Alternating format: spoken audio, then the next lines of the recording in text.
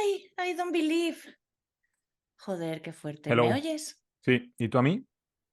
Sí, y me ves también. Creo que voy a quitar el fondo Te este. veo también.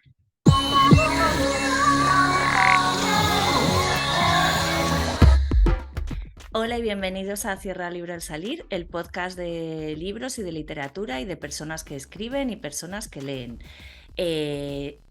Soy Ana Vidal y por suerte para todas vosotras y todos vosotros no estáis solas y no me acompaña el vasallo Fernando Vicente, antaño rey de Exacto, Calatayud. exacto. Yo ahora ya no soy rey, solamente soy vasallo. Espero seguir siéndolo mucho tiempo, que es mucho más divertido y mucho menos trabajoso que ser rey.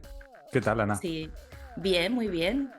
Con este mes de junio, bueno, que estamos grabando en junio, evidentemente, aunque esto salga al aire en julio. Hoy aquí hace bastante frío y está lloviendo. Frío, O en sea, de serio. O frío, sea, a ver, aquí hace un frío. calorazo. Yo ya no No, sé si hace calor o estoy empezando con la menopausia. aquí frío, no frío de 2 grados bajo cero, evidentemente, pero está el cielo nublado, llueve, hace aire. No es un día cómodo para estar en la calle. Ujú. ¿Mm? Bueno, pues aquí puedo ir a la playa si quiero, pero Ah, me voy a quedar bueno, aquí contigo que me bueno, apetece pues más. después te vas. Cuando acabemos el programa te vas. Si Te nos cuentas que cuento. va. Sí. Sí. Pues mira, voy a contar una desnoticia que no voy a adelantar, porque es que la vi el otro día y me gustó muchísimo. Entonces, ahora te la contaré, os la contaré a todos vosotros y vosotras. eh, y a mí me hizo mucha gracia. Entonces, pues eso. También hablaremos de un libro, si soy capaz de encontrarlo, que se llama Mi hermana asesina en serie, que la autora es nigeriana y es ese, Ojinkan Braithwaite. He tenido que buscar el libro para saber cómo se llamaba. En la reseña borgiana os comentaré una reseña borgiana sobre la gran reunión de 1941 y no sé si tenemos algo más. Yo es que estoy un poquito perdido ahora mismo. Como no lo suelo hacer Tenemos, esto. tenemos una especie de oído por ahí, Ah, un poco cineasta. Y por cierto, bueno, luego enseño mi camiseta que también es de cine vale, cuando haga el oído por ahí, ¿vale? vale, venga, muy bien. Pues yo creo que Empieza con la empezamos desnoticia. ya. Empezamos con la desnoticia directamente. Espera, que la abro. A ver, la desnoticia. El otro día estaba buscando, yo voy buscando noticias y me las guardo en una carpeta. Entonces, revisando sobre cuál podríamos hablar, vi una que era sobre obras de arte extrañas, bizarras, ¿no? Y un libro sobre obras de artes bizarras. Y el autor resulta que había publicado otro libro que sería el libro que deberíamos haber publicado nosotros. Sí. Sí, el libro de Cierra el libro al salir. Se llama, bueno, el autor es Edward Brooke Hitchin y en 2020 o 2019 publicó un libro que es The Madman's Library, la biblioteca del loco, la Ay, qué colección, guay. la colección definitiva de libros extraños. Entonces Oh. es un libro sobre nuestras reseñas borgianas, básicamente. Es el libro que tendríamos que haber publicado nosotros y que deberíamos publicar, Ana. Deberíamos publicar nuestras reseñas borgianas, sí. Pues mira, En nuestro Edward, trabajo nos cuesta encontrarlas, sí. ¿eh? Edward Brooke Hitchin, eh, sus padres eran libreros de librería de viejo, especializados en libros raros. Entonces, desde pequeño ha estado rodeado de libros raros. Y entonces, luego, bueno, pues ya cuando se hizo adulto y se hizo escritor, siempre había estado muy fascinado por ese tipo de libros. Tenía mucha relación con muchas librerías similares. Y en un momento dado decidió hacer, bueno, una colección, o sea, se planteó qué librería, o qué librerías en inglés, qué biblioteca tendría un loco, ¿no? Si buscáramos los libros más raros que se encontró. Y empezó con uno, o sea, el origen de este libro fue pues porque oyó hablar del Corán de Saddam Hussein, no sé si lo conoces, ese Corán. No. Bueno, pues ahora lo contaré, ahora os contaré lo que es el Corán de Saddam Hussein. Eh, entonces, a raíz de ese libro, él se planteó, vale, este libro es una locura. ¿Qué libro pondría al lado de este libro? ¿Qué libro podría ser tan loco como para estar a su lado? Entonces, pues conversando con libreros, visitando muchas librerías, etcétera, empezó a encontrar un catálogo muy grande de libros extraños, libros que nosotros reseñaríamos en nuestras reseñas borgianas. Pues bueno, ha hecho un libro sobre eso, ¿no? Por ejemplo, eh, durante la Segunda Guerra Mundial, un luchador de la resistencia noruega llamado Peter Moen escribió un diario, ¿no?, de sus batallas y de sus guerras contra los nazis, y como no tenía papel, lo escribía en cuadrados de papel higiénico que iba clavando con alfileres en el interior de un pozo de ventilación de un búnker. Entonces, cuando acabó bueno, a él los nazis lo mataron, pero un compañero suyo, después de estar encarcelado durante la Segunda Guerra Mundial en cárceles nazis, cuando acabó, regresó, bajó por el túnel de ventilación y fue recuperando todos esos trocitos de papel higiénico para hacer un libro con la historia de la resistencia noruega. Este es uno de ellos, por ejemplo, ¿vale? Otro, por ejemplo... ¿Y las páginas son de papel higiénico? Sí, las páginas son de papel. Bueno, claro, el original es de papel higiénico, sí. Ya digo las No, copias. no, las copias no. Otro, por ejemplo, aunque yo os voy a contar, a continuación os contaré los 10 libros favoritos del autor, ¿no? De este Edward Brooke Hitchin, ¿no? Ha recopilado sus 10 favoritos dentro de los que hay en ese libro, pero hay muchísimos más, ¿vale? Por ejemplo, uno que a mí también me hace mucha gracia, de un señor que se llamaba George Salmanazar, que escribió un libro que era Descripción geográfica e histórica de Formosa. Entonces, este hombre, George Salmanazar, que era rubio, 1,80, ojos azules, piel blanca, acento francés, llegó a Londres en 1700 y dijo que él era la primera persona de Formosa. Formosa es Taiwán, que era la primera persona taiwanesa que pisaba Londres. Entonces todos se lo creyeron, porque como nadie ha visto a un taiwanés o un formosiano, entonces todos creyeron que es que eran así. Y entonces él se hizo muy famoso como representante de Taiwán, cuando Ay, Dios realmente mío. ni había estado en Taiwán ni era de Taiwán. Bueno, pues este es el tipo de libros que recoge este libro. Vale, ¿cuáles son los 10 libros más extraños según el autor? Bueno, empezamos con lo que te he contado antes. El Corán de la sangre de Saddam Hussein, 1999. Parece ser que en sus 60 cumpleaños, en el 97, Saddam Hussein, que entonces todavía seguía siendo el dictador de Irak, encargó a un maestro calígrafo llamado Abbas Shakir que produjera, que escribiera, ¿no?, que copiara, mejor dicho, un Corán escrito con la sangre de Saddam Hussein que le iban extrayendo periódicamente. Él encontró una forma de convertir esa sangre en tinta mezclándola con lo que fuera, ¿vale?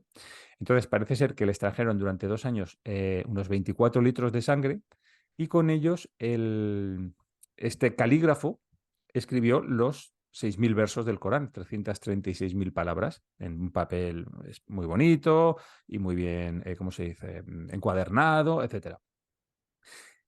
Y al final este Corán se exhibía, mejor dicho, en la mezquita al-Makarik en Bagdad. Vale.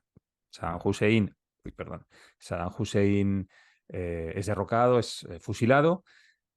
Y los musulmanes, los iraquíes, se encuentran con este Corán que no saben muy bien qué hacer con él, porque por un lado es algo blasfemo, ¿no?, el escribir con tu sangre el Corán, con lo cual debería destruirse, pero por otro lado no se puede destruir el Corán, porque es la palabra de Alá.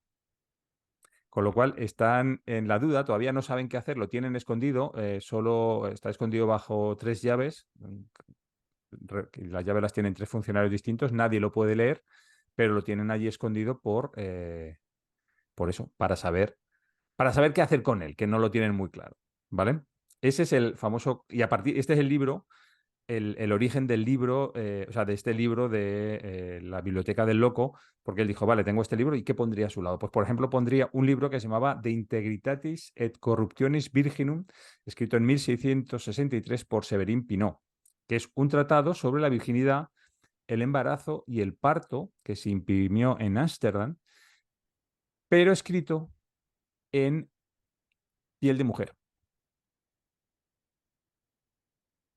Eh, Un libro sobre cosas de mujeres, escrito por un hombre sobre piel de de mujer, me mujer, sí, señor. encanta. Sí. A ver, ahora es como muy macabro lo de escribir sobre piel, pero parece ser que durante el siglo XVII, XVIII, incluso XIX, encuadernar libros en piel humana, si esos libros eran sobre asesinatos o sobre estudios médicos, se consideraba aceptable. Se cogían cadáveres, se les quitaba la piel y se escribía sobre esa piel o se encuadernaba sobre esa piel, que es lo que hizo este tal Severin Pino. Otro libro un poco curioso. Sí. Este me... Sangre, piel. A ver el siguiente que nos El trae. siguiente. No, el Mocos. siguiente. No, el siguiente va de otro lado. El siguiente es el libro 17 de las notas de viaje de Constantin Samuel Rafinesque, de 1818. Bueno, este era un historiador. Perdón, historiador natural, de historia natural. Este era pues un biólogo, lo diríamos ahora, ¿no? Entonces, estaba dando la vuelta por el mundo, viendo animalitos, y acabó en Kentucky visitando a otro compañero naturalista que se llamaba John James Audubon. El tal Rafinesque era tan pesado contando todas las cosas que había visto, las que había dejado de ver, las que los animales que había conocido, las plantas, no sé qué, que su anfitrión le resultó tan irritante que empezó a inventarse animales, ¿no? Entonces le decía, pues yo aquí en Kentucky tenemos pues el pez con patas o el ave con 3 alas. Empezó a inventarse animales que el otro no fue a ver, simplemente los tomó como reales y los empezó a dibujar en su cuaderno. Por cierto, que no lo he hecho, tú no lo sabes, Ana. Estoy poniendo imágenes de todos estos libros mientras hablamos, Ah, ¿vale? vale. No las veo, ¿no? No las ves. Entonces, el tal Raffinés se creyó todo lo que le dijo su anfitrión y dibujó en su libro todos esos animales, los describió su hábitat, su comportamiento, sus cantos, sin realmente existir y sin haberlos visto nunca, ¿no? El cuarto libro, el libro triangular del conde Saint-Germain, de 1750. Este es un libro que el tal conde Saint-Germain, que era un misterioso y excéntrico conde, que decía que era alquimista, entonces convenció a toda la sociedad francesa del siglo XVIII de que había descubierto el secreto de la longevidad y que iba a publicar en un libro. Entonces lo publicó en el libro que estamos viendo ahora, que eran páginas triangulares, escrito ¿cómo se dice? En lenguaje codificado, con lo cual te lo podías comprar, pero no ibas a entender nada, y sin embargo vendió un montón de ejemplares. De un libro que nadie entendía, que encima era mentira. Bueno, él decía que él había llegado a conocer a Jesucristo porque él estaba de invitado en la boda de Caná, que lo vio de lejos Es un poco convirtiendo... como la gente que veía Canal Plus los viernes por la noche, ¿no? Sí, por lo mismo, Que exacto. había mucha gente que la veía codificada. Este siguiente también vamos de animalitos. Está escrito en francés, poisson, écrevis et crabes, creo que son peces no sé qué y cangrejos, de Louis Renard, de 1719. Bueno, pues este señor decide, Louis Renard, que era francés, dice que se va a Indonesia, pero no llega a ir a Indonesia. ¿Vale? No, perdón, era holandés, he dicho francés, era holandés. Eh, pero, ¿qué impide publicar un libro sobre la vida silvestre de Indonesia si no has estado allí? Pues no te lo impide nada. Entonces él lo que se dedicó es a hacer ilustraciones de animales que se iba inventando. Y llega un momento que publica varios volúmenes con 500 ilustraciones en total. Entonces en el segundo volumen ya es cuando ya se viene arriba y entonces empieza a mezclar animales, pues a los peces les pone rasgos de aves, incluso les pone caras humanas a los peces, les pone tatuajes con soles, lunas, estrellas, les pone sombreros, en fin, empieza a inventarse animales, a todo inventarse, como pues el pez de 4 patas, Como el animalario, ¿no? Sí, sí, ¿Conoces el exacto, animalario? como un animalario, exactamente, sí, sí, eso es. Entonces, pero este no, en el animalario... Sí, Tú sí, ya, son 3 partes de animales tal, ¿no? sí, pero tú asumes que son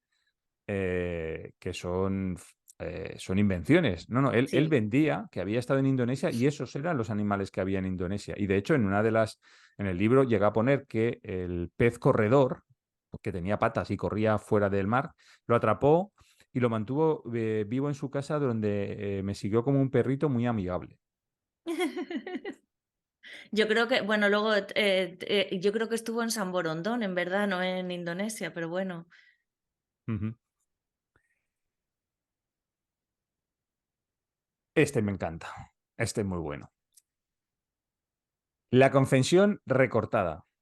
O método fácil para prepararse para la confesión por Christophe Letebrevet, de 1677. Bueno, pues este libro te lo voy a describir, Ana, para que lo entiendas. es un tratado sobre los 10 pecados, o sea, sobre los 10 mandamientos, ¿no? O sea, eso es un libro, tú imagínate, pues tienes que ir todos los domingos a confesarte para tomar la comunión. Llega un momento que ya no sabes qué confesarle al cura. Si es que no has podido tener muchos pecados de semana en semana. ¿Qué le vas a decir? ¿Lo mismo de siempre? Que Lo mismo, has... lo mismo. Pues Yo no, decía lo mismo todos los domingos. pues no. Pues ¿esto en qué consiste? Esto consiste que es un libro recortable. Entonces va con los 10 mandamientos. El primer mandamiento, el segundo, el tercero, tal. Entonces, cada uno de esos mandamientos tienes eh, pecados impresos que le puedes decir al cura, ¿no? Pues yo qué sé, le he mirado las enaguas a la doncella, me lo estoy inventando, ¿no? Y entonces eso está escrito en una tira de papel y una vez que ya se lo has dicho al cura, para no repetirte, arrancas la tira de papel y ese pecado ya lo has dicho. Y en no matarás, ¿qué pecados habría? Pues no lo sé, porque ya te digo que son Bueno, páginas puede matar hormigas, por ejemplo. Yo esta o semana he yo qué sé, matado unas cuantas hormigas, que o tengo he una invasión. querido... O he querido, yo qué sé, Asesinar matar a... a mi hija, por ejemplo. Pues entonces tú ya tenías los pecados preimpresos y simplemente los leías, pues mira, este me pega para este fin de semana. Y cogías y lo arrancabas para no repetirte en el futuro. Este es muy moderno, creo que es el más moderno. No, sí, es el más moderno de todos. Una Más pregunta antes de que sigas. ¿Hay alguno escrito por una mujer? pues así de memoria creo que no. Ujú. Pues Creo, vaya ¿eh? biblioteca, vaya Sí. librería. Este es más reciente incluso que el de Saddam Hussein. Es del año 2014 y se llama Patria Amada de Vinicius Leoncio. Y este te pega, en parte te pega bastante a ti. Bueno, pues en 2014 un abogado fiscal llamado Vinicius Leoncio, brasileño, creó uno de los libros más grandes del mundo para protestar. Porque lo que hizo fue recopilar 23, los últimos 25 años de legislación fiscal brasileña, que debe ser súper compleja, ¿no? Toda la Ujú. legislación fiscal la recopiló, la hizo en un libro y, bueno, en la foto lo veréis, es mucho más grande que él, el libro. Llegó a recopilar 45.000 páginas de 2 metros de largura, ¿vale? Madre mía. Y se gastó 250.000 euros en imprimirlo, porque tuvo que comprar una máquina en China de impresión de carteles publicitarios para poder imprimir esas páginas, ¿no? Porque él decía que era inviable un país, por eso se llama Patria Amada, en el que cada día se añadían 35 normas fiscales nuevas a la legislación. Seguimos. Este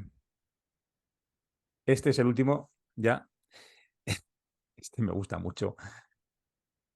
Bueno, este es un editor americano, Ben Denzer, que empieza a estar un poco harto de que eh, haya determinados libros que se publican y tienen éxito y otros libros, y esto lo sabemos todos, ¿no? De cierta calidad no No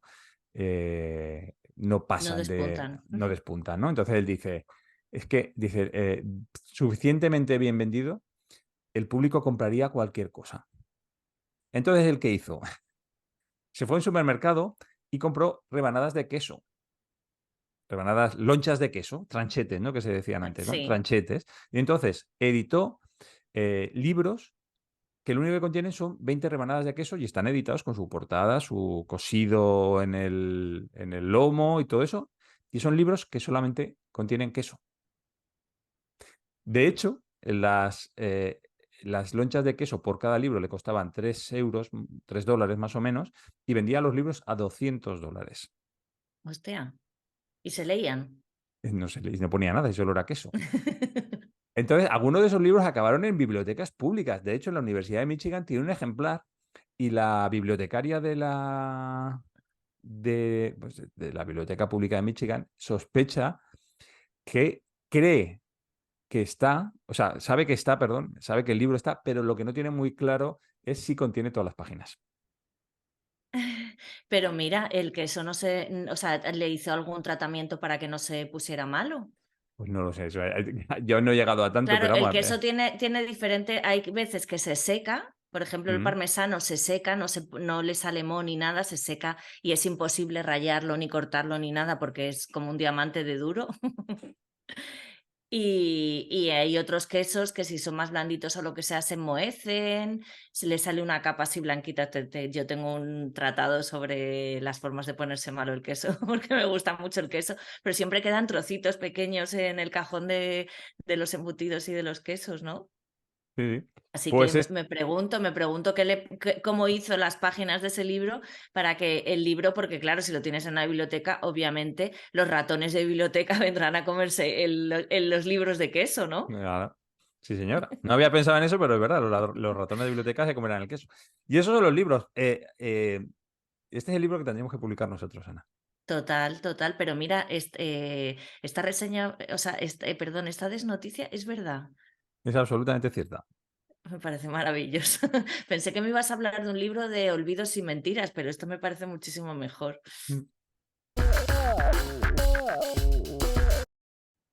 Bueno, pues este mes vamos a hablar del libro que hemos dicho antes, ese, Mi hermana asesina en serie, que es el primero de varios, creo, ¿no? Ana, hay varios. Tiene otro que se llama.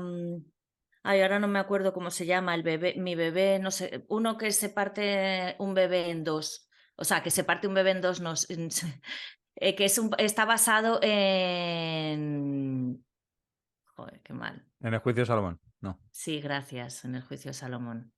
Vale. Sí, que no me acuerdo cómo se llama, no me acuerdo cómo se titula el libro ahora mismo, Ujú. pero que está basado en eso, porque es que esta autora, bueno, esta autora vino a la Aridane Criminal, que es un festival de novela, de literatura negra o novela negra, no sé cómo se llama.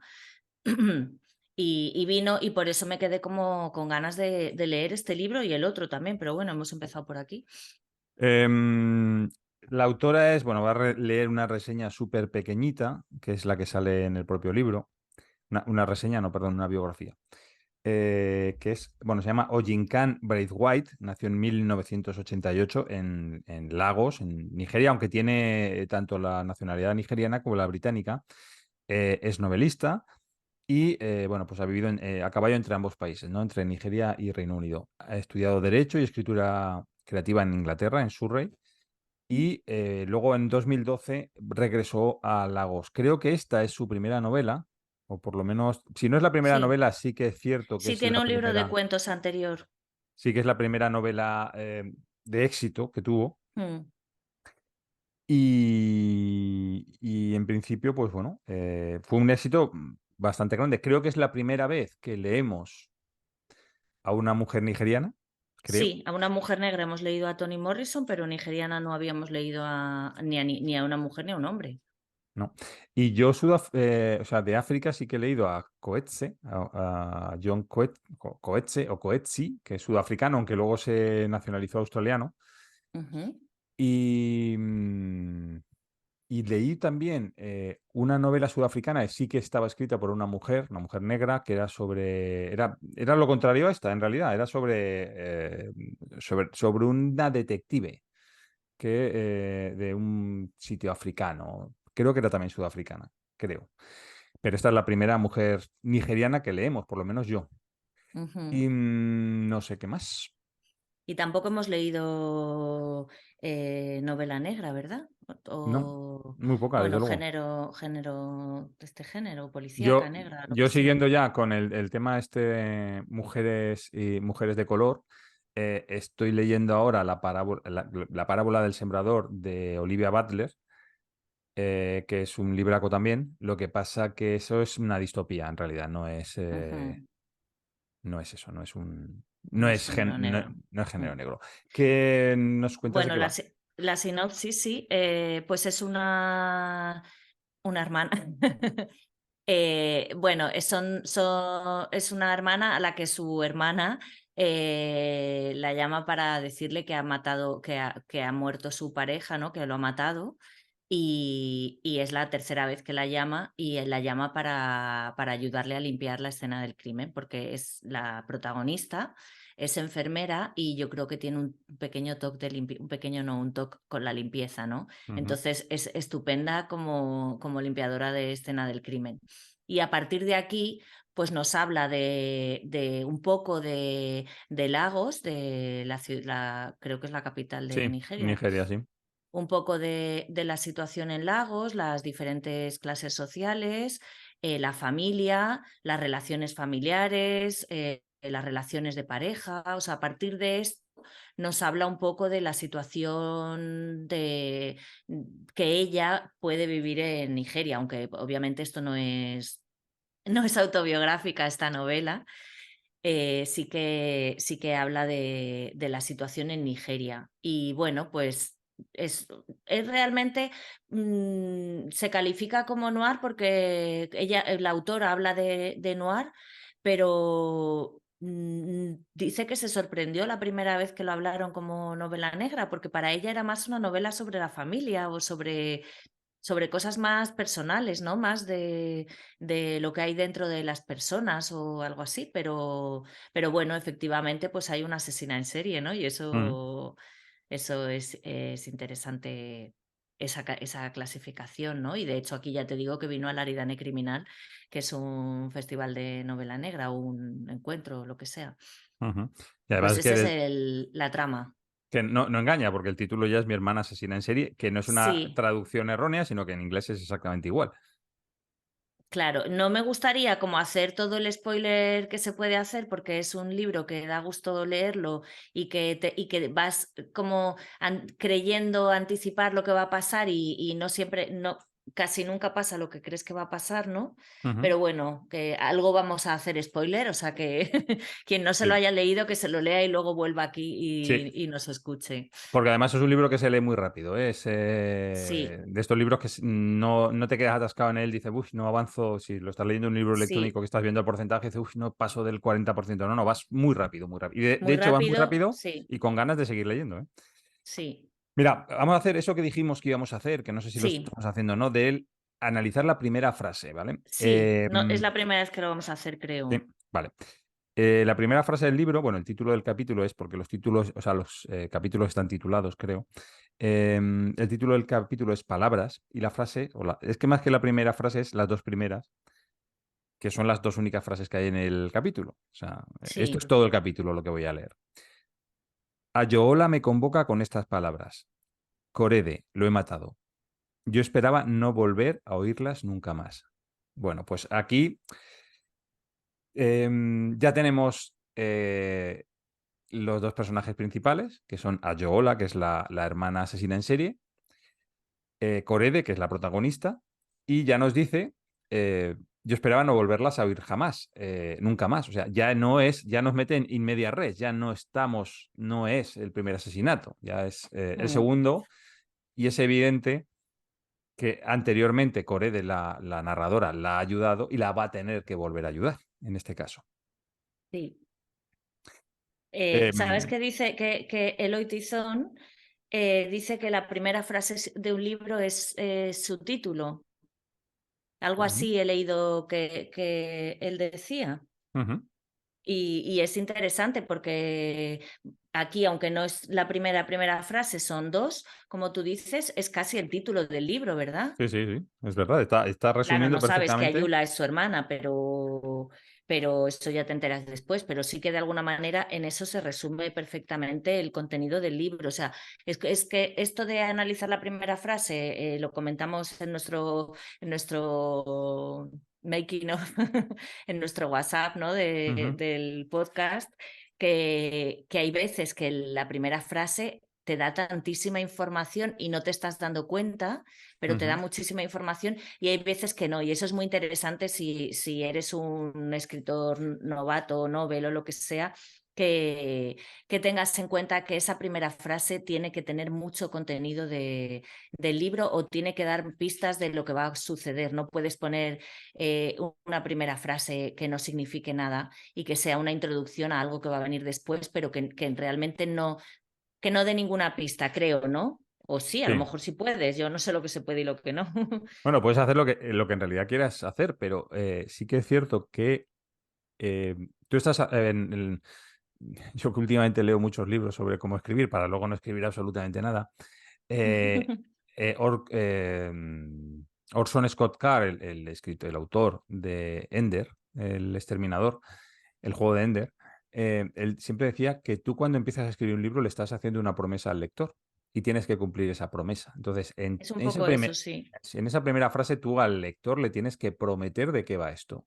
No podría, este libro, si este libro hubiera empezado con esa frase y luego esto fuera de, no sé, de una relación entre dos hermanas que se llevan mal entre ellas y ya está, y no hay pasa nada más, no hay asesinatos, no hay nada más, estaríamos un poco defraudando la confianza del lector porque le hemos explicado, le hemos prometido una cosa distinta a la que le estamos ofreciendo.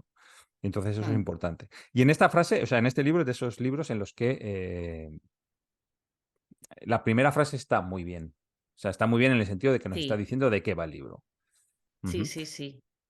Luego, en cuanto al estilo, bueno, ya lo he dicho antes, son como muchos capítulos muy cortitos. Hay algunos que son 2 frases como este, hay algunos más largos. Y bueno, ¿a ti qué te parece? ¿Cómo la manera de escribir de esta chica? Yo la verdad es que adoro las novelas de capítulos cortos porque dan una sensación de ligereza y de avanzar rápido y no sé, me gusta mucho porque no pone una palabra que no haga falta, o sea, Ujú. no se extiende en nada en lo que no se tenga que extender, todo está en... Todo lo que dice esta autora es para la historia, o Sí, sea, todo ayuda a la historia, no hay nada que sobre, no hay descripciones que no te lleven a ningún lado, que a veces leí también, es que ayer leí una reseña así muy bastante larga, que digo, la reseña es casi más larga el libro. es mucho más larga que cualquier capítulo de este libro. Yo creo que hacer una reseña de este libro debería ser un poco más corta. Decía que a veces esas descripciones tan largas solo le gustan al propio autor. Es como que el autor Sí. está diciendo que bien escribo y como me gusto, ¿no? Pues aquí no hay nada de eso. Las Mm. descripciones sirven a la acción, o sea, todo sirve a la acción y creo que eso es muy interesante en este libro. Y es que yo creo que un libro que invita a leerlo rápido siempre es un acierto. De hecho, cuando dices que todo invita a potenciar la acción, es que la propia escritura está muy ausente de adjetivos.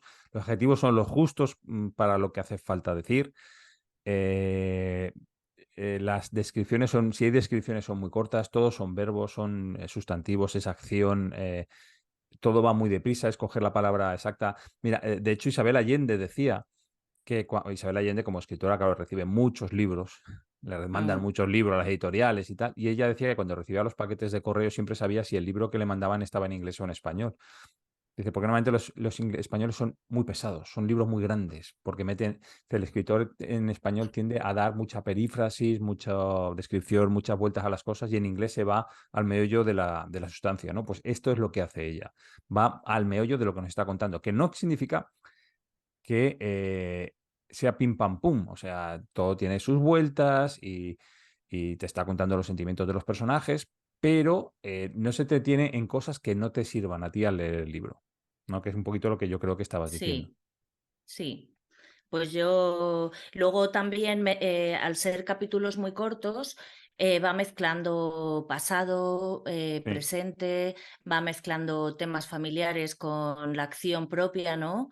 Y, y bueno, pero se entiende perfectamente dónde estás en cada momento, en parte por el título, porque el título suele ser una palabra, a ver, Instagram. Jalón, sí. Instagram. eh, por ejemplo, Instagram, tráfico, sí, recepción, o sea, los títulos bailando, los títulos son una sola palabra y hablan de lo que va el capítulo, ¿no? Padre, hay varios, creo que hay varios que se llaman padre. Ujú. Bueno, el tema del padre es muy importante, ¿no? Porque habla también de esas relaciones de poder del pater familias o Sí, esto y por qué pasa lo que pasa. Creo que el padre es súper importante para todo lo que pasa en el libro, ¿no? y además es quizá de las partes todo ese tema del padre es de las que deja un poco a la imaginación del lector qué es lo que realmente ha pasado, ¿no? Porque no lo llega a explicar, o creo recordar que no lo llega a explicar. Sí, no, hay un momento en el que dice fue a coger su bastón y entonces se desplomó, pero no explica qué es lo que pasó. Y Mm. entonces tenemos que imaginarlo y yo creo bueno, que hay como varias opciones y cualquiera es perfectamente válida. Y realmente no importa tanto, sino no importa tanto qué le pasó al padre, ¿no? Sino cómo ha contribuido esa historia del padre a a todo lo que pasa después. Y también del estilo hay una cosa que a mí me ha llamado mucho la atención. Lo que pasa, a ver, el libro este está ambientado en Nigeria, en Lagos. Entonces se mezcla muchas expresiones del Es idioma de verdad. Nigeria que no sé cómo se llama, el idioma de Nigeria. Por ejemplo, he cogido una página al azar. Vienen los agradecimientos, perdona. Ah, bueno, he cogido una página al azar y una frase, ¿no? Dice, ella sonríe distraída, ya está eligiendo el aso obi. Cuando me nombra cosas de estas, en general no te explica lo que son.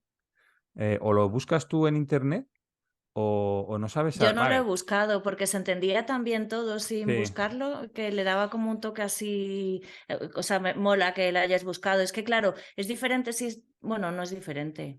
No sé, es que yo Creo, cuando estoy leyendo prefiero no coger el móvil porque entonces me despisto. a ver, en general se entiende muy bien a lo que se refiere. Creo que en este caso el asobi se está refiriendo a ropa y creo que es el pañuelo este tan colorido que llevan las Ajá. mujeres africanas en la cabeza. Creo que es el asobi. Otras veces habla de comida, que también son nombres de nigerianos. Pero claro, te ha dicho que ha echado pollo, cebolla, no sé qué. Pues bueno, ya entiendes que es un guiso o un tipo de sopa o algo así, ¿no? Entonces, en general se entiende, pero que me hace gracia la mezcla. Lo que pasa que yo creo que ella escribe directamente en inglés, con lo cual ya no es a lo mejor mérito de la traductora en este caso, que es traductora. No es mérito de la traductora porque la traductora se limitará a seguir la misma estructura que ella siga en el inglés. Lo que esté en inglés lo traducirá, lo que esté en lenguaje original nigeriano, pues no lo va a traducir. Pero es muy llamativo eso también. Y también hay otra cosa que me ha llamado mucho la atención, es cómo describe a los policías. ¿No? No sé si es que son de otra etnia y hablan otro idioma, o simplemente el tono que les da es para hacerlos parecer tontos, porque tú lees cómo hablan y te parece que son tontos. Luego pensé que a lo mejor no es que fueran tontos, sino que la mayoría de los policías en Nigeria pertenecen a una tribu o a una etnia determinada y esa es la forma característica que tienen de hablar. Que no sé si es verdad o me lo estoy Daba la inventando. sensación de que ellas rebajaba, o sea, la protagonista rebajaba su nivel cultural para hablar con ellos, o sea, como que hablaba un poco más acentuado, se hacía un poco la tonta, y sí la sensación, mi sensación era más que fueran de otra etnia o algo así, que son como un poco, es que El que, tontos a lo mejor no el que no es sirve la para nada palabra. se mete policía, ¿no? O algo así. Sí, señora, si tiene un hijo idiota, no lo tire, la policía lo necesita. Y una frase así, ¿no? No, pues algo No así, sé sí. si tanto tontos como a lo mejor incultos o algo así. Mira, hay una frase aquí que dice en los agradecimientos: gracias a Yobami Adebayo por tomarse el tiempo de acentuar mi yoruba. Algún día hablaré con la misma soltura que una cabra de Lagos. Pues entonces el Yoruba debe ser el lenguaje Sí. de allí. Mm. Y a Eh, veces es solo una letra, o sea, a veces dice una frase hay y una que se pone dice una mucho que es O al oh. Sí, final. sí, oh. Sí, que es un Sí, que vocativo, ¿no? No sé qué significará exactamente, pero es un vocativo. no Debe sé ser lo que como tú. significa, claro, no tengo ni idea, pero El, mm, no sé qué iba a decir. Luego también es muy curioso el tema, claro, la autora es una autora nigeriana inglesa que ha estudiado en Inglaterra, que ha estudiado una carrera universitaria en Inglaterra y da la sensación, ¿no? O sea, claro, remarca mucho aquellas cosas que para los occidentales o para los europeos resultan muy llamativas. Por ejemplo, el tema del poder del padre, ¿no? En las decisiones, los negocios, cómo pues puede entregar a sus hijas a cambio de un negocio o de lograr ventajas en un negocio. El tema de los hombres ricos, bueno, pues que están casados, tienen hijos, pero luego tienen amantes, niñas, sí, bueno, niñas, en fin, ¿no? Eso es como, eso lo remarca mucho, mucho más que otras cosas, que por ejemplo, dado que es una enfermera la protagonista, podrían hablar del sistema de salud de Nigeria y sin embargo, tal como lo describe, te parece el de tu pueblo, o sea, no ves ninguna diferencia en un hospital de Nigeria con el tuyo, el de tu que puedas tener cerca. sí, yo creo que ha tratado, o sea, o no sé si ha tratado, simplemente le ha salido así, quizás por esto de que ha vivido tanto en Inglaterra como en Nigeria, ¿no?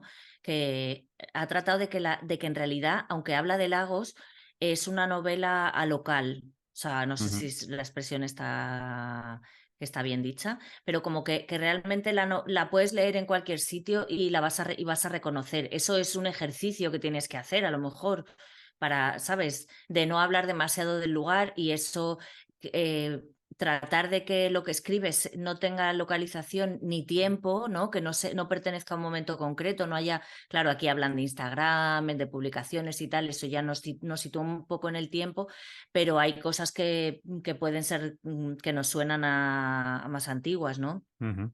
Creo que es un ejercicio que sirve para que la novela se pueda seguir leyendo. Bueno, siempre se va a poder seguir leyendo, pero que se pueda leer en cualquier sitio también, Claro. ¿no? Y creo Ujú. que también tiene que ver con eso, con que ella, realmente donde ha vivido más tiempo a lo mejor ha sido en Inglaterra. Y también la autora, dice que aunque ha querido escribir una novela que se sitúa en Lagos, que ella es una escritora nigeriana, pero con mucha más influencia de literatura anglosajona, porque no es porque no haya querido leer libros nigerianos, es que es muy difícil la distribución de libros nigerianos. O sea, en determinados países, no hemos leído libros de estos países, es que no hay libros traducidos, es que prácticamente ni se publican allí, porque Claro. no hay facilidades para la cultura. O sea, que partimos de eso, ¿no? De que la cultura, no es que no exista, sino que no tiene facilidades. Entonces, ¿cómo nos va a llegar un libro nigeriano si no es porque que habrá más autores y a lo mejor hay algunos que sí han trascendido, pero que esta autora pues ha vivido en Inglaterra y entonces tiene una proyección más internacional, ¿sabes? Sí. Pero Ujú. que eso dificulta. Entonces, quizá eso también hace que ella haya escrito un libro como más alocalizado, porque su literatura de referencia no es tampoco nigeriana, ¿no? Mm. Y de hecho, quizá en África los países con mayor literatura son aquellos más colonializados, quiero decir, por el sur Sudáfrica y por el norte, pues Marruecos, en fin, toda la costa del Mediterráneo, todos han tenido poetas, han tenido escritores, pero quizás son los países que más influencia colonial han tenido y más industria editorial han podido llegar a tener en un momento dado. Entonces, puede ser que sea también un poquito por eso. Mm. No sé si poder contar más cosas de este libro, es que yo creo que hemos repasado bastante bien, ¿no? Bueno, a mí me Su gustaría material. hablar, Sí. un poco del conflicto y el Ajá, cambio, ¿no? Bueno, una pequeña pincelada, y es que, claro, el libro, como bien apuntabas, empieza en media res, ¿no? O sea, la hermana ya es una asesina en serie, luego lo dice que para ser asesino en serie hacen falta 3 asesinatos y que la hermana ya los ha cometido, con lo cual ya es una asesina en serie. Ya empieza con eso que ya sabemos, que ya ha cometido más y que ya es una asesina en serie. El cambio se produce en la protagonista, ¿no? La hermana ujú, no cambia, ujú, algunos personajes sí cambian, pero la protagonista sí cambia, porque la protagonista tiene un conflicto moral, aparte ella es enfermera, ¿no? Tiene un claro. conflicto moral muy fuerte con los asesinatos de su hermana, no solo le ayuda a limpiarlos, sino que duda de su hermana. Claro, porque su Y hermana, no lo hemos dicho, su hermana siempre se defiende, que evidentemente yo no lo quería matar, pero tuve que matarlo. Entonces sí, ella mata a empieza, sus claro, novios. Eso y no, ya, creo que no lo hemos dicho en la sinopsis. Mata a sus novios cuando se cansa de ellos, pero no dice que se ha cansado. Dice que la atacaron, que quería, violarla, o que la iba a pegar o alguna cosa así. y de hecho a la hermana, que a la narradora, eh, algunos incluso le caen bien, o sea, le resultaban chicos majos, entonces le fastidia que su hermana los haya matado porque le parecían buenas personas, ¿no? Sí, hay uno que escribía poesías y la hermana se queda enganchada al perfil del fallecido, ¿no? Ujú. Exacto. Sí, pues ese conflicto moral que tiene con esto, se agudiza no digo por qué ni nada, pero se agudiza en la acción, ¿no? de la novela, y al final se resuelve y hay un cambio en el personaje que de alguna manera eh, entiende qué parte hay de ella en esos asesinatos y qué parte no, entiende, ya cuál es su postura y cuál es la postura que tiene que tomar ante todo eso, ¿no? Ujú. Exacto. Pues es un libro súper recomendable, muy divertido, es muy rápido de leer, es muy veraniego, o sea, te lo puedes llevar a la playa y lo vas a leer muy rápido y muy cómodo de leer. Es un libro de esos que me ha sorprendido. De todas maneras, ya te digo, yo es la única otra experiencia que tengo con literatura africana de mujeres, que era sobre, tendría que buscar porque no me acuerdo cómo se llamaba, era de una detective que también trabajaba en un hospital, curiosamente. No sé Anda. si, creo que era en Sudáfrica, pero en las zonas no blancas de Sudáfrica. Era un poquito igual, ¿eh? Eran capítulos más o menos cortos y era muy, muy acción y muy, muy divertido y muy Ujú. fácil de leer. Pues eso, muy recomendable Mi hermana asesina en serie. Por cierto, eso que has Sí, muy dicho, recomendable. hace falta 3 asesinatos. También en Estados Unidos, para hablar de lo que llaman ellos mass shooting, o sea, asesinato de masas, tiene que haber 4 muertos. Si no, Ajá. no se considera asesinato de masas. Claro, a mí me parece muy interesante eso de definir las cosas, ¿no? Para saber bien dónde estamos. Mm. Si no entras en la definición, pues no existes. Solamente existes si Claro. estás en la definición. Bueno, Fernando, ¿y de reseña borgiana qué tenemos? Pues mira, te voy a hablar, no es exactamente un libro, ¿vale? Es una historia más que un libro, con lo cual no sé si podríamos llamarlo reseña borgiana, pero entra dentro de estas cosas extrañas, raras que siempre traemos aquí, ¿no? Se refiere a la gran reunión de 1941, que ahora te explicaré lo que es. Pero voy a empezar un poquito antes. Mira, ¿sabes lo que son los premios Pulitzer, no? Esos son los premios que entrega la Fundación Pulitzer. Este tal Pulitzer era un editor judío millonario, y en 1917, a su fallecimiento, se crea una fundación que entrega esos premios y premian obras periodísticas, literarias, musicales publicadas en Estados Unidos. Bueno, con el tiempo, con los Pulitzer ha pasado como con los Oscar o con los Grammy, que han empezado a dar 200 millones de categorías, de premios en 14 categorías distintas, 14 o 40, no lo sé, un montón, por ejemplo. Premia a los Pulitzer el mejor reportaje de última hora, el mejor reportaje en profundidad, el mejor reportaje fotográfico, la mejor obra literaria de ficción publicada en Estados Unidos, la mejor obra de teatro estrenada en Estados Unidos, mejor libro de poemas, mejor fotografía, mejor periódico, mejor editorial, premio especial a una carrera, en fin, un montón de categorías. Nos vamos al año 1983. En 1983 ocurrió una cosa con los premios Pulitzer que pudo ser puramente una anécdota, pero que luego resultó ser más importante de lo que parecía. En 1983 estábamos hablando cuando aún gobernaba Ronald Reagan en Estados Unidos, cuando la Unión Soviética todavía existía, Internet no existía. Entonces, en aquella época, lo que hacía la Fundación Pulitzer era, cuando ¿cómo se dice? Se fallaban esos premios, mandaba una nota de prensa mediante fax, quizá, o telefax, o telex, o telegrama, no lo sé. Mandaba una nota de prensa a todos los periódicos, ¿no? A todos los medios de comunicación, anunciando los ganadores. Para que te hagas una idea, en el 83 la novela que ganó fue El color púrpura de Alice Walker, que poco después llevó Steven Spielberg al cine. Bueno, en esa nota de prensa se dice quién ha ganado y también se detallan 2 o 3 finalistas en cada categoría. Bueno, pues en el año 83, dentro de la categoría de reportaje en profundidad, aparte del ganador, que no sé quién fue, apareció como finalista un reportaje titulado La Gran Reunión de 1941, firmado por un periodista de Florida llamado Mike Danson, y que se publicó en un periódico local era el Pensacola Herald.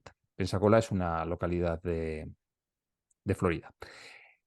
Al cabo de pocas horas, la fundación ese día del año 83, la fundación que concede los Pulitzer mandó otra nota de prensa en la que se indicaba que había habido un error de transcripción al dar los ganadores, y este finalista que te he marcado, el de la reunión del 1941, desapareció y apareció otro. Y ahí se quedó el tema. ¿Vale? Pues bueno, al final, ¿qué ocurre? Que realmente los que le importan a los medios de comunicación publicar es quién ha ganado, que es lo que publicaron al día siguiente en todos los medios de comunicación, y se acabó. Eso del año 83. Muchos años después, en el año 2009, otro periodista americano estaba haciendo un reportaje sobre la evolución del periodismo, o un libro sobre la evolución del periodismo en los Estados Unidos, ¿no? En los últimos 30 años. Y se encontró con estas 2 notas de prensa y sintió curiosidad por saber qué había ocurrido con ese artículo. Pero en el año 2009 ya había Internet, intentó buscarlo por Internet, no lo encontró y, bueno, dejó el tema. Meses más tarde, durante un viaje por Florida para realizando otro reportaje, pasó precisamente por Pensacola. Entonces se acordó que ese artículo desaparecido se había publicado en el Pensacola Herald. Acudió al periódico para localizar el reportaje en los propios archivos del diario y resultó que también había sido borrado. Y de hecho, cualquier otra referencia que había en el periódico, se había en los, ¿cómo se llaman? Los microfilms estos de los periódicos, eso que se microfilma, Sí, sí, sí. no sé cómo se llama, las microfichas esas, con rotulador estaba tachado cualquier referencia a ese artículo. Y entonces ya estaba Ujú. completamente intrigado. No logró localizar al tal Mike Danson, al autor, pero sí al periódico, perdón, al director del periódico en el año 83, ¿no? Entonces, bueno, estuve hablando con él y le dijo que el autor, Mike Danson, había dejado la profesión tras lo que había pasado ese año 83 y que había muerto unos años después. Vale, pero ¿de qué iba este artículo? ¿Qué era la gran reunión de 1941? Bueno, pues lo que el director del Pensacola Herald contó fue que Mike Danson había logrado hacerse con unas grabaciones de una reunión que se había celebrado a principios de 1941 entre representantes del gobierno de los Estados Unidos, los grandes magnates de la comunicación y de la publicación y los dueños de los principales estudios de Hollywood. En ese momento, en 1941, Estados Unidos no había entrado todavía en la Segunda Guerra Mundial, aunque parecía inevitable que fuera así, y también era inevitable que Estados Unidos se acabara convirtiendo en la potencia líder del mundo occidental. Entonces, como líder, lo que debía controlar, lo que tenían muy claro es que lo que tenían que controlar era la narrativa de los sucesos, lo que se podía contar y lo que no se podía contar, qué ideas había que impulsar y qué enemigos o de qué enemigos había que defenderse. Evidentemente, los enemigos militares en el corto plazo de Estados Unidos eran Japón y los nazis, pero el gobierno de Estados Unidos estaba convencido de que iban a ser derrotados por la vía militar. Que, bueno, que sí, que había que contar la historia de que eran muy malos, muy malos, muy malos, pero que, bueno, iban a ser derrotados militarmente, con lo cual no había mucho más problema. Sin embargo, en el horizonte a medio plazo ya empezaban a aparecer dos enemigos a los cuales la derrota militar no era posible, o por lo menos no era tan factible como con los japoneses y los nazis. Y había que crear una historia, una narrativa, un mito que impregnara en todas las sociedades occidentales y que previniera al pueblo, que permitiera manejar al pueblo americano y al pueblo occidental por extensión contra esos enemigos. Y estos enemigos eran, evidentemente, el comunismo, pero también el feminismo. Entonces, contra ellos había que construir un mito. Ahora te voy a contar una historia. Dime si te suena, ¿vale? Hay un enemigo poderoso e inmenso que amenaza a la humanidad. Los humanos son diversos, son independientes, son competitivos, pero al final su propia competitividad lo que les lleva es a encontrar el bien común, ¿no? A obtener el bien común.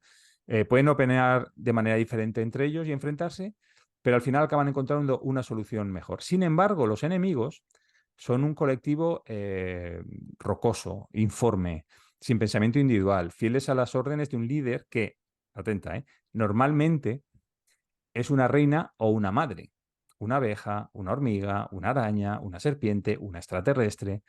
Las sociedades vencedoras normalmente son las patriarcales, con líderes machos que compiten por el liderazgo para asegurar el gobierno de los mejores, y sin embargo en los enemigos, basta con matar a la hembra superior para destruir toda la sociedad. No sé si me estás siguiendo. Sí, Eh, sí. es la historia típica. A ver, lo que están describiendo es, por un lado, una sociedad colectivizada, ¿no? Pues comunista, y por otro lado, un matriarcado, mezclándolo todo a la Ujú. vez, ¿vale? Ese mito se ha utilizado para hacer 1.000 millones de películas, pero millones, o sea, bueno, millones no, de centenares de películas. Cualquier película de estas de hormigas que atacan un pueblo, siempre se soluciona matando a la hormiga madre. Ya. Si son O a la abejas, araña. o si son arañas, a la araña madre. Si son abejas, a la abeja reina. Si son extraterrestres tipo Independence Day, matas a la nave nodriza. Nodriza, que es un Mm. término femenino. Entonces, eh, ese sueño, o sea, perdón, ese mito se creó ahí, en esa reunión en 1941. En esa reunión decidieron que, pues eso, el enemigo siempre tenía que ser un enemigo no patriarcal, sino matriarcal y colectivizado. Y se empezaron a hacer muchas historias, muchas novelas, muchos cuentos, muchos dibujos animados, muchas películas con ese mito de referencia. A lo mejor no tan explícito como te lo estoy marcando yo aquí, Eh, pero siguiendo esa estructura. Ya te digo, Independence Day es que sigue ese modelo. Es que cualquier película de arañas, de abejas, de hormigas, de serpientes, etcétera, sigue ese modelo. Siempre hay Y que de matar, sociedades también. sí, pero siempre hay que matar a la, yo qué sé, Juego de Tronos. Al final, en Juego de Tronos, la madre de dragones también es el enemigo a matar, que no sé si, yo no he visto la serie, ¿no? Pero yo no sé si lo matan o no. Em, entonces, como pues eso, ¿no? Es siempre una figura líder femenina. Si la figura líder es femenina, es malo. Y de hecho, en muchas películas, incluso cuando la presidenta es la presidenta de Estados Unidos, parece ser como más borde que cuando es el presidente de los Estados Unidos. No sé, es fijarse en que realmente es un mito como muy extendido. Y eso es lo que se decidió, lo que te digo que se decidió en aquella reunión, ¿no? Querían crear, impregnar a la sociedad de un mito del comunismo y el feminismo como enemigos a los que hay que destruir, ¿vale? Claro, eso con el tiempo ha cambiado. El comunismo ha acabado desapareciendo, bueno, menos en China, que es la siguiente superpotencia que va a haber, ¿no? El feminismo ha Se ha ido ganando integrado en la paso. sociedad. Sí, se ha ido integrando, ¿no? Pero esa historia realmente se ha quedado. O sea, el mito se ha seguido quedando y sigue habiendo películas, pues eso, lo que dices tú, de arañas, de abejas, de hormigas, de Hombre, serpientes. y que y que las mujeres siempre son como malas, ¿no? Las mujeres mienten, las mujeres son Ujú. malas, las mujeres manipulan, todo eso no solo está en el cine y esto, sino en Claro, en la conciencia colectiva, ¿no? efectivamente. Pues de aquello iba ese artículo que da la gran reunión de 1941. ¿Qué ocurre? Que cuando la Fundación Pulitzer manda esa nota de prensa, también le llega a la CIA y la CIA eso lo considera, aunque han pasado 40 años, lo considera un secreto de Estado. Con lo cual, va al periódico este Pensacola, retira todas referencias a ese artículo, lo borra de la base de datos, de las microfichas, a la Fundación Pulitzer le pide que cambie los finalistas en esa categoría, etcétera, etcétera. ¿Y el Eh, autor el sobrevive autor, claro, no, el autor murió, entonces lo en que el extrañas director, circunstancias? no, no se sabe. Lo que dice el director es que realmente él nunca llegó a saber porque, o sea, sí que escuchó las cintas, pero claro, no sabe si estaban manipuladas o no. Nunca llegó a saber si eso era una historia que se había inventado Mike Danson o realmente era verdad, pero claro, que sí que era cierto que la CIA les obligó a borrarlo, con lo cual sospecha que sí que era verdad, pero que tampoco puede tener pruebas porque la CIA se llevó todos los archivos del autor de Mike Danson, con lo cual ya no puede demostrarlo, ya no tiene pruebas físicas, que probablemente ahora sí se puede hablar del tema, pero las pruebas no están. Probablemente. ¿Probablemente qué? Que sí se puede hablar del tema. Probablemente ahora sí se puede hablar del tema. Hombre, estamos hablando tú O y yo y sea, todavía no se ha quiero censurado. decir, ¿nos tacharán No lo sé. la reseña borgiana? ¡Ostras! Si no sale al aire, pero claro, si no sale al aire tampoco lo va a saber nadie más que tú y yo. Saldrá nieve y sin sonido este trocito, te obligarán a cortarlo en la reseña borgiana y de repente ya no dices nada más. ¿Te imaginas que nos Tras censuran? Fernando, igual no tenías que haberme contado esto, ¿no? Ahora no quiero ser partícipe de esta información. Cuando salgas a la calle, mira a tus espaldas. Vale.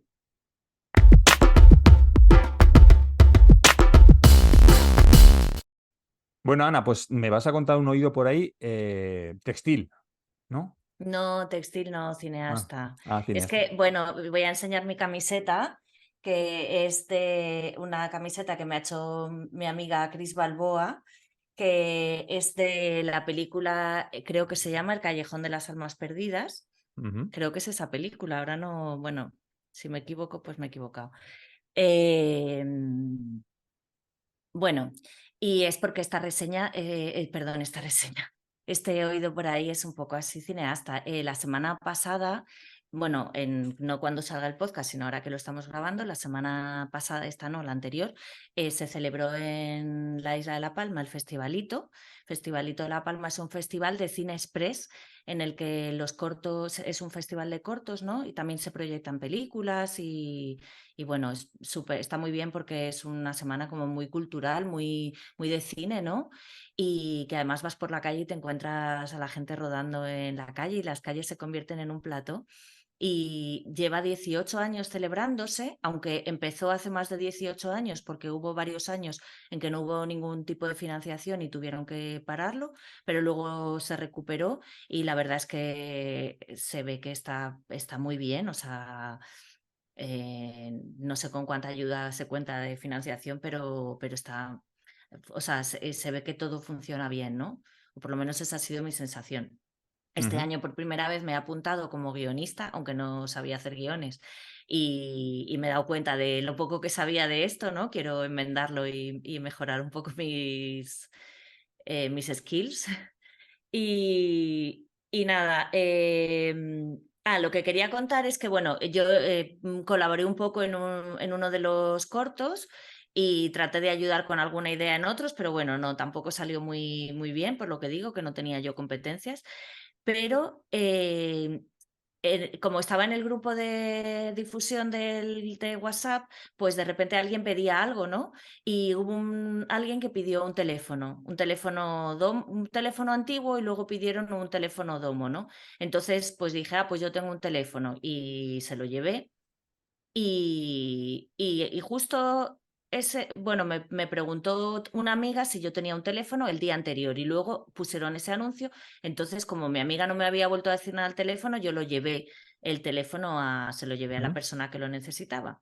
Entonces luego hablé con mi amiga y digo, oye, ¿y lo del teléfono? Y dice, yo he prestado el mío. Y digo, ¿tú has prestado el tuyo? Y dice, sí, digo, pues yo también.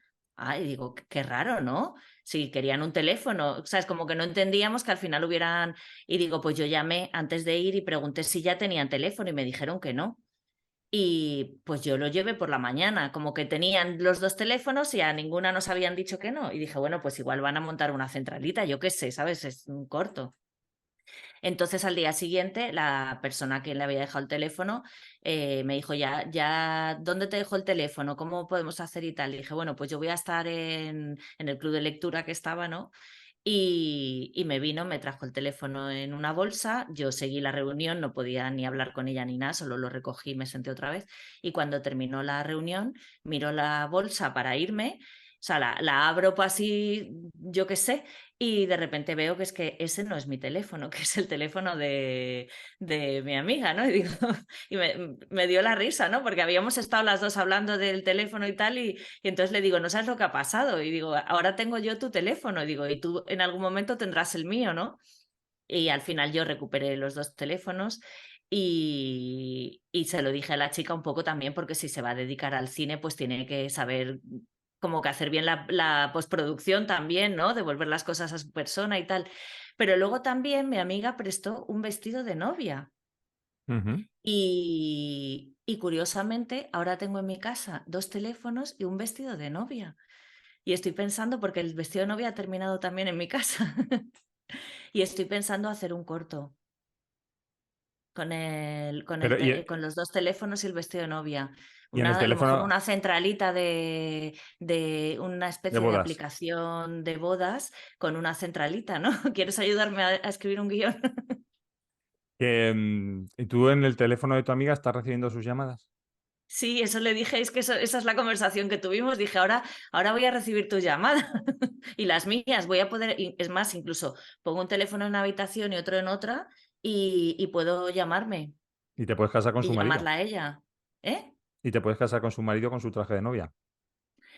Eh, con su marido va a ser difícil porque ella es soltera, Ah. pero sí me puedo Y, te- casar. y te- Ahora me y voy a ir a ten- casar con ese traje, aunque no quepo dentro, pero bueno. y tenía un traje de novia por si acaso. No, bueno, es que aquí hay una No, tienda, bueno, hay varias. no lo cuentes, no lo cuentes, que igual nos metemos en un jardín de cosas privadas que no debemos contar. No, es que hay una tienda de estas de ropa de segunda mano que puedes, si tú llevas ropa no pagas nada y si no llevas ropa pues creo que pagas muy poco, como 1 o 3 euros o algo así, te puedes llevar pues la ropa que en realidad es como lo que necesites, ¿no? Si no Ya. tienes nada pues llévate lo que necesites. Y creo que fue en esa tienda o en otra que la ropa es muy barata, ¿no? Como también, pues eso, 3 € un pantalón, 1 € una camiseta, cosas así. Creo que en una de esas tiendas ella encontró el vestido de novia y le pareció como que siempre te puede venir bien un Ya, vestido de novia. Y se ha bueno. demostrado porque hay un corto en el festivalito de la edición de este año que sale el vestido de novia y además tiene una fotografía muy bonita. El corto y justo ese vestido queda muy bien.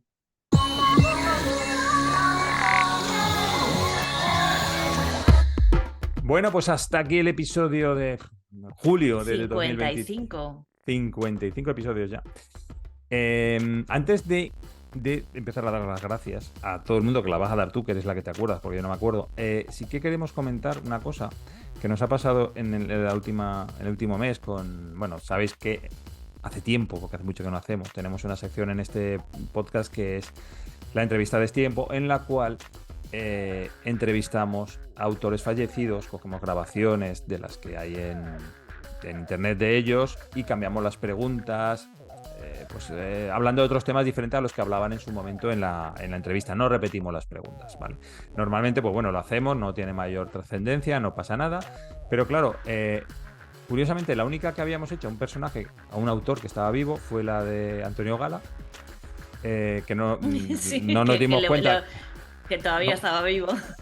le hicimos a eso sin darnos cuenta que todavía estaba vivo y como murió este pasado mes, la rescatamos.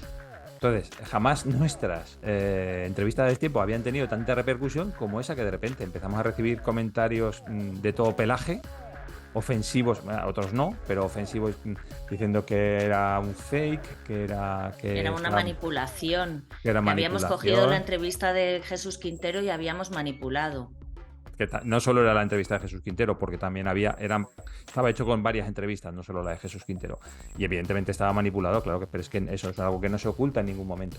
Y al final lo que nos dio un poquito de pena es que dices, jolín, hemos hecho entrevistas a destiempo a Joan Didion, a Gloria Fuertes, estoy hablando de memoria, a Cela, a Cortázar, a Borges. a Borges, a muchos autores y a muchas autoras que no han tenido mayor repercusión. Y tiene repercusión esta de Gala porque justo se había muerto en ese momento. O sea, que la gente se puso a buscar, o sea, la gente que no se había acordado en 10 años de Antonio Gala, de repente le dio por acordarse y nos echaban en cara a nosotros, que nosotros sí que nos habíamos acordado. Es lo curioso del Sí, caso. incluso antes de que se muriera. Antes de que muriera. No sé, fue un poco triste. Entonces, no sé, simplemente que lo queríamos comentar, que lo supieras. Sí, que manipulamos las entrevistas para ver que las palabras de una persona son aplicables a muchas cosas, ¿no? Y porque es un juego literario, pero en ningún caso, y nunca lo hemos hecho, manipular las palabras para que digan otra cosa, para que respondan a otra pregunta, sí, pero para que digan una cosa que no es la que quieren decir, no. Y que siempre se ha hecho desde el absoluto respeto a la persona a la que se ha entrevistado a destiempo, y que se pueden ver las entrevistas y creo que son todas muy respetuosas. Sí, de hecho, y además son bonitas, o sea, son unas entrevistas bonitas. Yo creo que además las haces tú, Fernando, siempre las has hecho tú. Yo lo más que he hecho ha sido proponerte entrevistas y buscar si tienen entrevistas hechas, porque obviamente necesitamos que esa persona tenga grabaciones en audio o en vídeo. Y siempre han sido como con respeto y muy bonitas, y rescatando palabras muy bonitas de esa gente, ¿no? Entonces... Pero, y además lo curioso del caso, bueno, por ejemplo, que decías tú que no se ha cambiado nada. Cela en las entrevistas va de cachondo, a veces lo es y a veces no, pero va de cachondo, y en la que le hicimos nosotros exactamente igual. O sea, no le cambiamos nada, no vamos contra el autor, sino vamos haciendo al autor. Pero es que a favor. Y lo curioso del caso es que, por ejemplo, el Gran Wyoming en El Informal hace una cosa parecida, pero es diferente. O sea, ellos lo que cogen es a un personaje y ponen el rollo inteligente, ponen un actor y le ponen la cara del personaje con inteligencia artificial y manipulan la voz con inteligencia artificial, pero ahí sí que está diciendo cosas distintas, cosas que no ha dicho él nunca, porque es un actor que está siguiendo un guión. Y nosotros mostramos lo que realmente el autor dijo. Otra cosa es que creemos que muchas de lo que dices tú, ¿no? Las palabras se pueden aplicar a muchas ¿cómo se dice? A Claro, o muchas sea, muchas preguntas, preguntas. ¿no? Pueden responder Y que muchas a lo mejor preguntas. les hacemos que conteste sobre qué te parecen los microrrelatos y siempre hablan mal de los microrrelatos, pero es una broma, o sea, Bueno, no hay ninguna intención de dañar la figura de ese personaje o de esa personalidad literaria. y de hecho de decir que no ha vuelto ninguno de ellos de la otra vida para ponernos una denuncia. O sea que No, tampoco lo haremos tan mal. Bueno, ahora no. sí va. Agradecimientos. Que te los conoces Agradecimientos, todos. agradecemos a las personas que nos leen, que nos leen, las personas que nos escuchan y nos ven.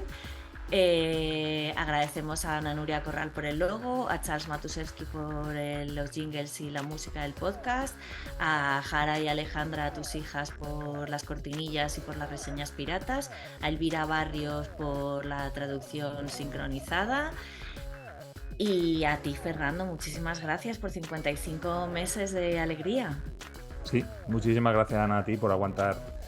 Que yo siempre, no lo sé si no lo sabéis, pero yo siempre, minutos antes de hacer el podcast, siempre le digo, no hacemos el podcast. Ya estoy harto, no vamos a hacer más podcast. Y sin embargo, aquí estamos mes tras mes. Y no sé, algo más solemos decir para acabar. Voy a ver. Espera, voy a cambiar de libro. Espera un momentito. No puedo. Es que están tan apretados que no puedo sacarlo. Yo no cierro el libro, pero vamos, cierra tú el libro al salir por mí. Cierro el libro al salir. Adiós. Beso.